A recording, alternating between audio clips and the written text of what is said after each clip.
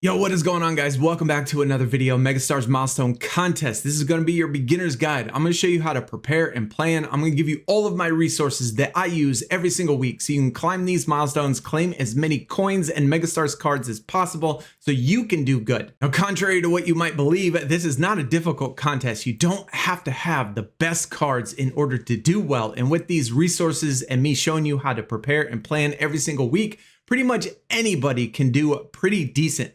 Almost all people can get 4 out of the 5 Megastars cards. This is my alt account right here. And even with this account, in which I don't use anything above an uncommon and anything above a 2.6 multiplier, I still get around 9,000 total points. On my main account, I'm pushing 12K and stuff like that. But with these resources, it's going to make it pretty easy for you. And before we jump in, I just want to say that this is based on how the event is set up today. So if they do change it in the future, later on down the road, we'll certainly make another video, but keep that in mind when you're watching this. So I guess first the basics. And if you've never played Megastars before, it is a contest that starts on Thursday and ends on Sunday. You can use a total of 110 player cards throughout the entire weekend.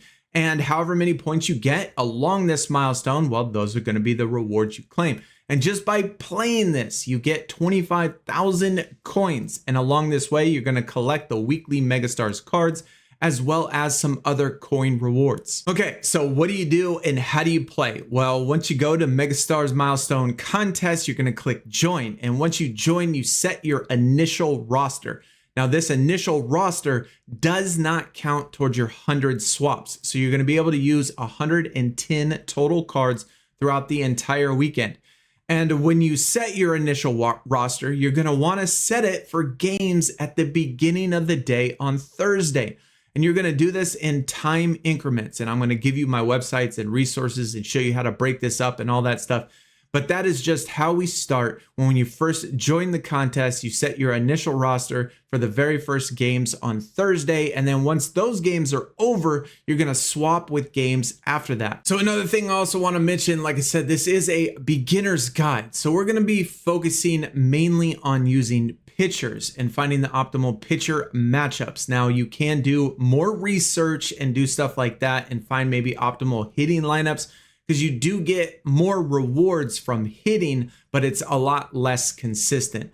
But either way, like I said, it's just going to be a basic guide to where you can put in a minimal amount of effort in order to get at least most of these milestones done every single week. Okay, so let's get into the actual planning aspect. And this is going to take, not too much time, maybe 10, 15, 20 minutes or something like that, just depending on how much effort you want to put in.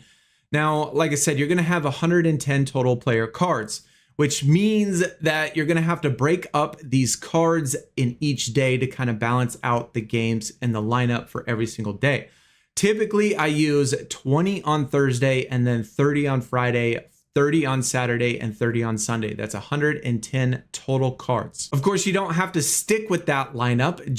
That's just a general rule to kind of give me a baseline to know how many cards I can use every single day so I don't overuse and overspend and not leave really good matchups for later on in the weekend. So I'm just going to use this weekend as an example. And like I said, when I go through this, I'm going to give you the resources that I use. And the first resource that I use is MLB.com probable pitchers. And I look at this every single morning to see what is the probable pitcher for today's matchup. And like I said, the general rule is on Thursday, I spend about 20 cards. So my initial roster, and then I make 10 swaps throughout the day. And when I look at these games, I see that there's a game getting ready to start actually right now, which is 11 a.m. my time. And then it jumps all the way over to 2 p.m. my time. Now, I don't want to use my initial roster on this game right here. And each week, like I said, it's going to vary just depending on what the games are this week. And so when I'm looking at this, I see the bulk of the games is going to start around 5:45 my time. And then that little section from 5:45 to 6:15 is a good section of games. And then the second section is going to be at the end of the night from 8:40 to 9:10. So what I'm going to do is I'm going to set my initial roster with the games all the way up to 715. So these first 6 games is what all 10 of my cards are going to be in. And like I said, since this is a beginner's guide, we're going to mainly focus on pitchers. And so what pitchers have the best matchups? You know, I like the New York matchup with Clark Schmidt.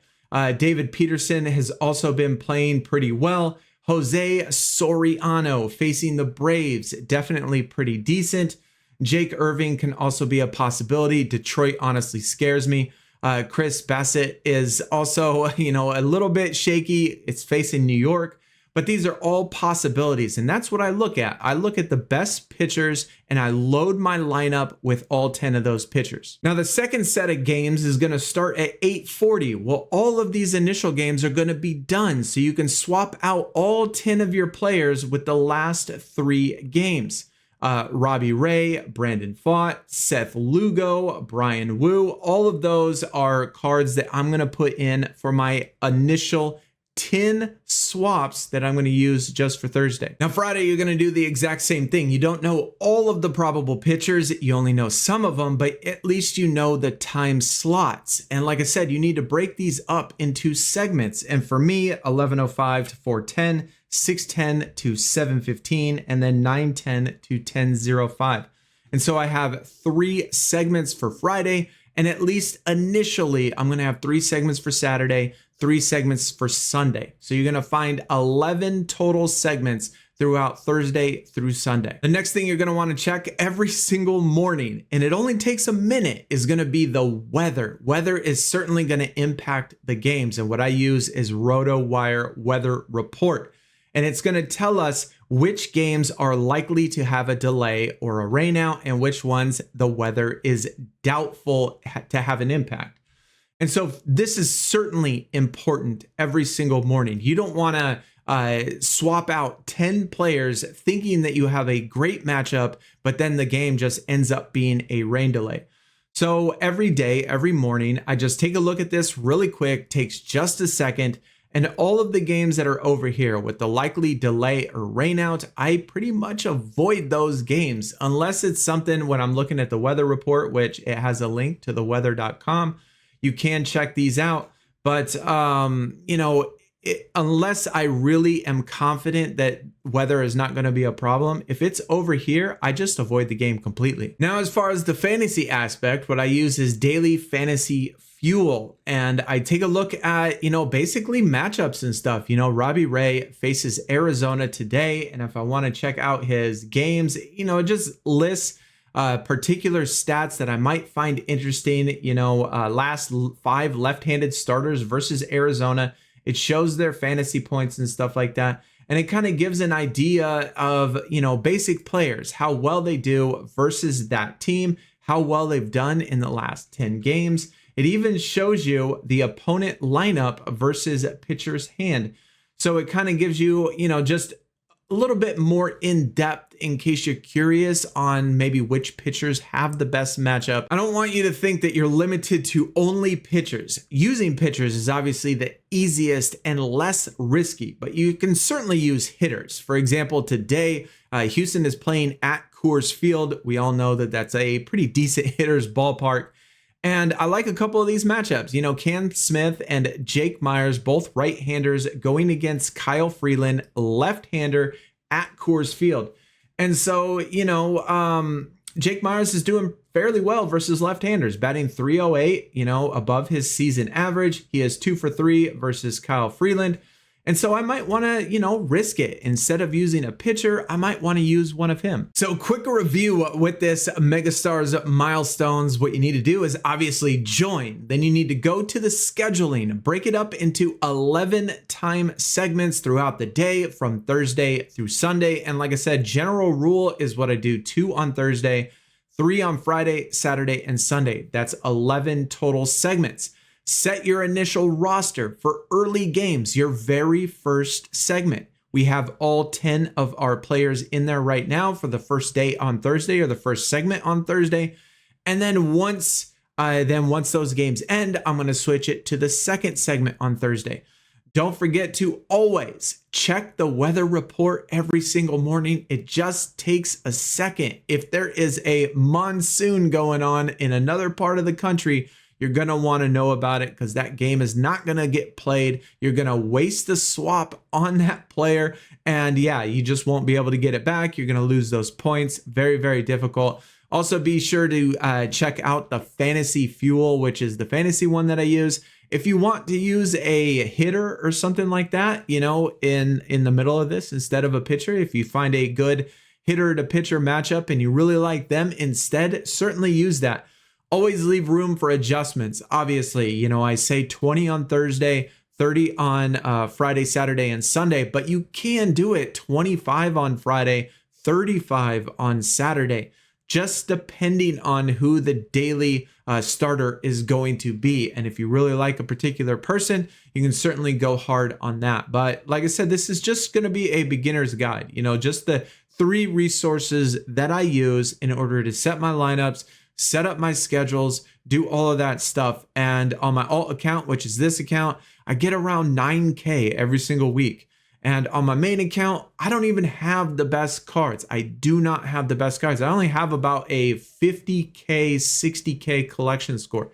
So I don't even have the best cards, and I still push that 12K every single week. Last week, we were 50 points short of the 12K. We finished with 11,950.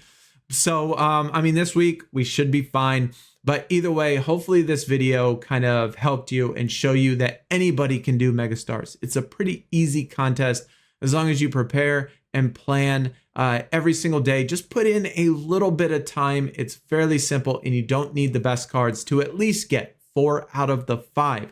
Even if you're a day 1 player, you can get these first couple right here, probably up to 1.8K even as a day 1 player.